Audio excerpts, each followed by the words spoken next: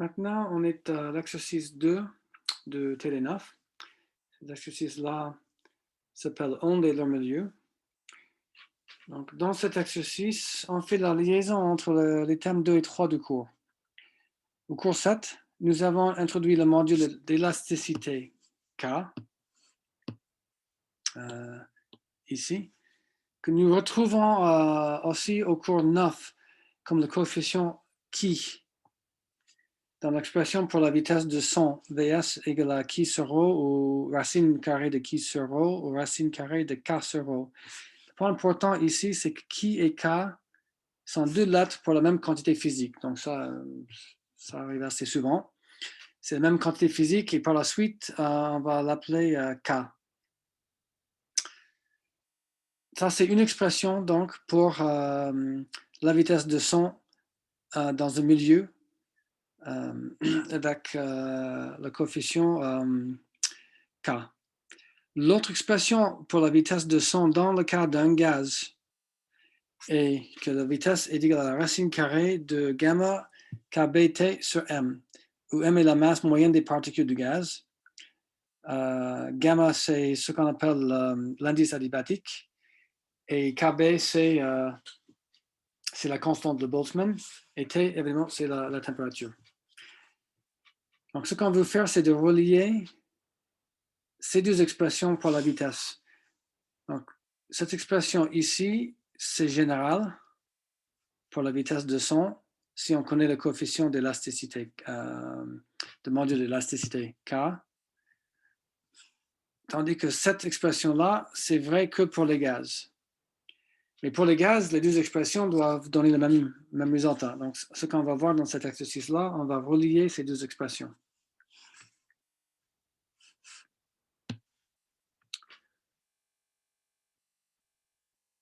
OK. Ici, le premier point, c'est qu'au TD6, nous avons trouvé la relation ici, que moins gamma P dV égale à V dP, où gamma, c'est bien le même indice adiabatique dont on parlait avant, et qui décrit les compressions sans génération de chaleur isentropique. Alors pour un gaz parfait, par exemple un gaz monatomique, gamma vaut 5 tiers, c'est ça qu'on a trouvé dans le TD précédent, 6. Tandis que pour les gaz non parfaits, gamma est plus petit que 5 tiers. Donc la première question, et on va passer au tableau blanc, c'est d'utiliser ce résultat, ici, et la définition du module d'élasticité K donné en cours pour démontrer que K, en fait, c'est gamma P pour un gaz. OK, donc on va passer maintenant au tableau.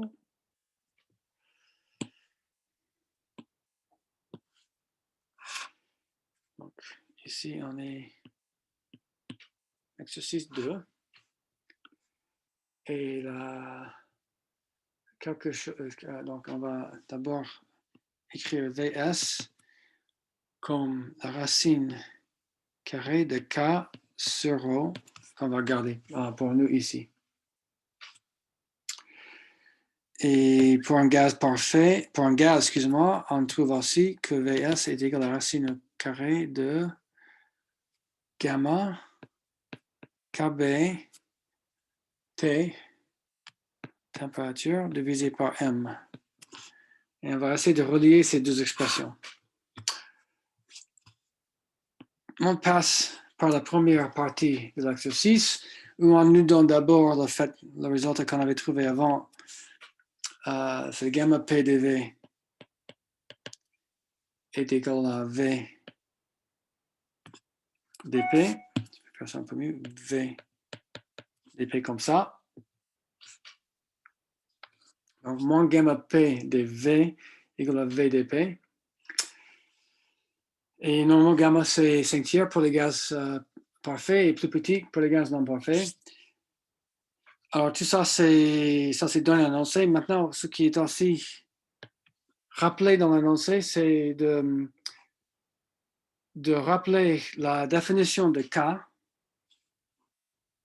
qui était donnée en cours Et K, en fait, c'est le module d'élasticité, c'est la définition, c'est moins V dP dV. Ça, c'est juste simplement donné en sa définition. Avec cette expression, alors c'est très simple à en déduire, à mettre. On peut trouver à moins V dP dV, c'est juste moins gamma P en fait. Donc ça, c'est moins gamma P. Et donc, on trouve gamma P comme demandé si on utilise tout simplement ça pour le mettre dedans.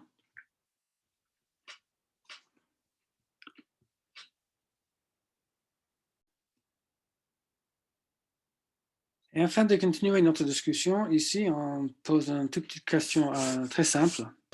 Cette fois-ci, la question qu'on pose pour la partie 2, c'est considérer un gaz composé d'une seule espèce de particules de masse M, un gaz monatomique ou un gaz composé d'une seule type de molécule. Ça, c'est depuis le sujet. Donnez l'expression de la masse volumique du gaz, ρ, en fonction de M et de la densité volumique du nombre de particules N.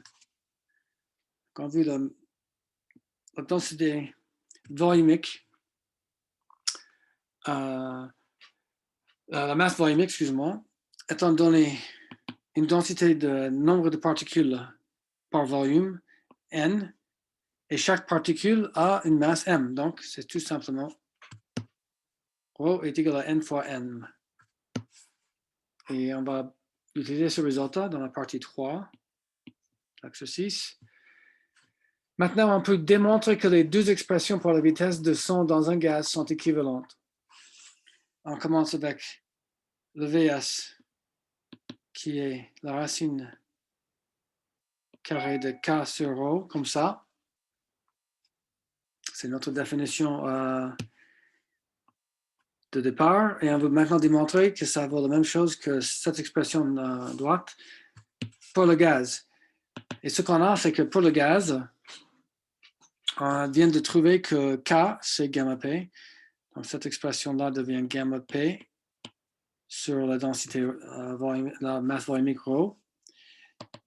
Et là, maintenant, on utilise le fait que c'est gamma fois P, la pression d'un gaz, c'est N Kb fois T. Et ici, c'est sur ρ, qui on vient de voir que c'est N fois M. Donc, l'N s'en va.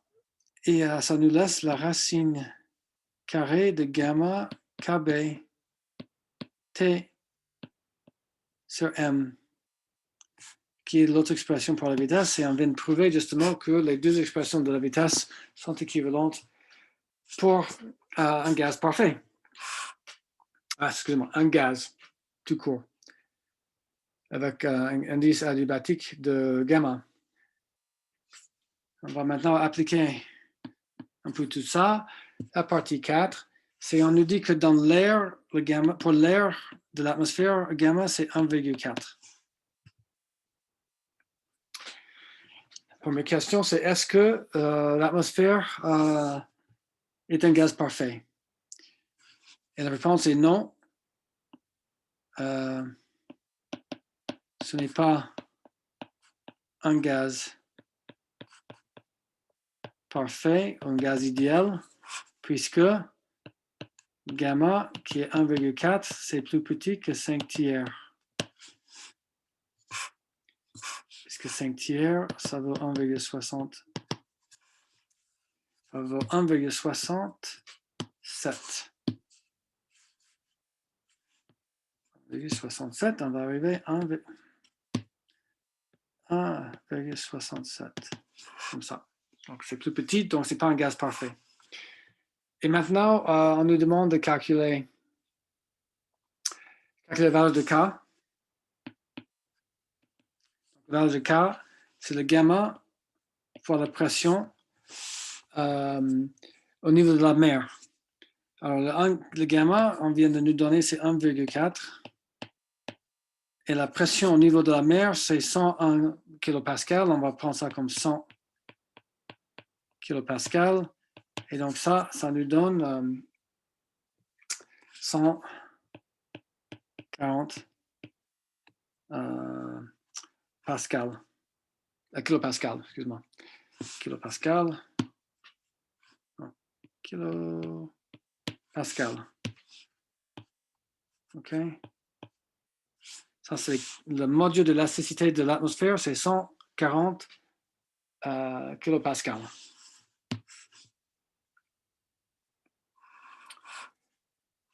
Maintenant, on va calculer la vitesse de son dans l'air avec ces résultats.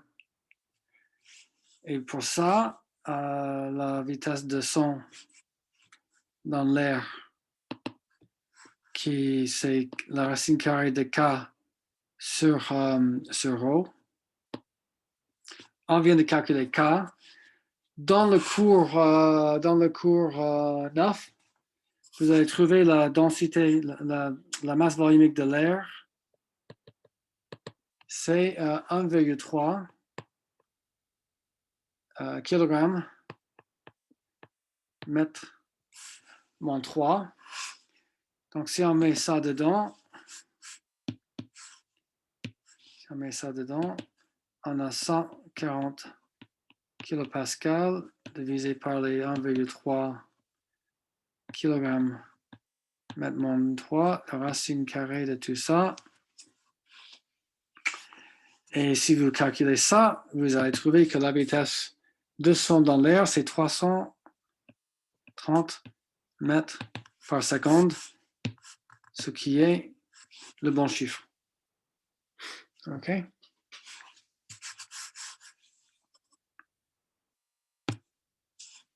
Bon, je reviens sur ça pour l'instant. Donc, c'est un calcul assez simple. Les unités marchent, les kilopascals, les pascals, qui sont des newtons par mètre carré. Donc, un kilogramme qui s'en va, mètre par seconde carré et divisé par mètre carré. Tout ça va donner, après la racine carrée, mètre par seconde. OK? Puis, on va passer à la partie 6 sur le prochain tableau blanc.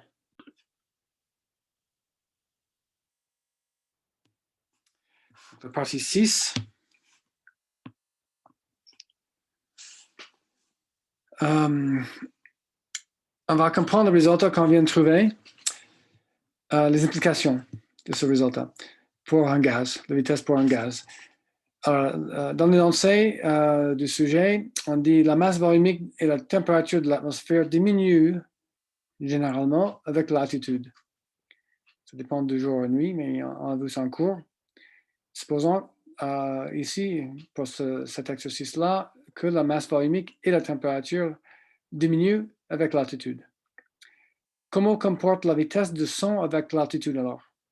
Et ce changement de la vitesse de son avec l'altitude est-il dû au changement de la masse volumique, au changement de la température ou les deux? Donc je vais remettre notre expression. On a une expression avec la température dedans. Donc, on peut regarder les deux expressions qui sont équivalentes pour un gaz. Gamma,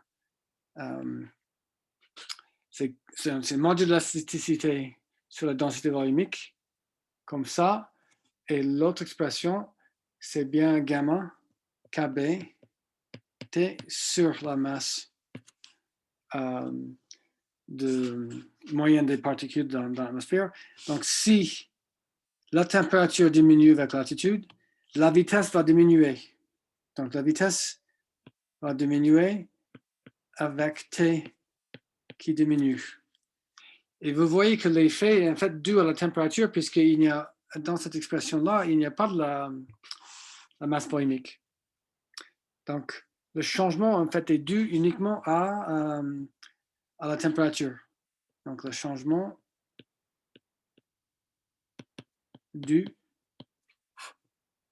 à T, au changement de la température et non à un changement de la masse volumique. Donc, la vitesse de son diminue avec l'altitude, puisque ça diminue avec t. Et c'est seulement l'effet de t qui joue pour diminuer la vitesse de son. On continue maintenant avec la partie 7. Le module d'élasticité de l'eau est beaucoup plus grand que le module pour l'air. Ici, c'est 2,2 gigapascal. Donc, ça veut dire 2,2 10 puissance 9 pascal au lieu des kilopascal pour l'atmosphère. Alors maintenant, on veut calculer la vitesse de son dans l'eau et voir si on obtient le résultat qui était donné dans le premier exercice de ce télé. Pour ce calcul-là, si on nous donne le module d'élasticité, le plus simple, c'est d'utiliser ça. Et vous devez connaître la masse volumique de l'eau. Donc, on met les 2,2 gigapascal divisé par les 1000 kg mètre moins 3 pour la densité de l'eau. Et ça va vous donner 1483 mètres par seconde, ce qui est à peu près les 1500 mètres secondes moins 1 qui était donné dans le premier exercice de ce télé. Et pour la dernière partie de cet exercice-là, on nous dit une sonore de fréquence 20 kHz.